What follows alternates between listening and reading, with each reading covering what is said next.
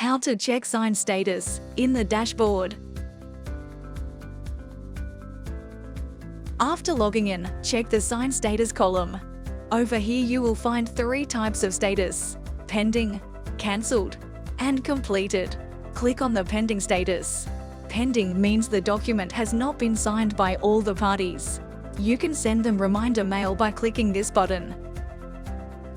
Enter CAPTCHA for verification and click Submit. Reminder mail has been sent successfully. Click OK and close this window. Now click on Cancelled status. This status stands for cancellation of the document which has been sent for signing. You can see the name of the canceller, the time of cancellation, and the reason for it. Now lastly, click on Completed status. This status shows their activities on the document. You can see the time it got completed and the IP address of the signer. You can also verify it by clicking this icon. That's it for today.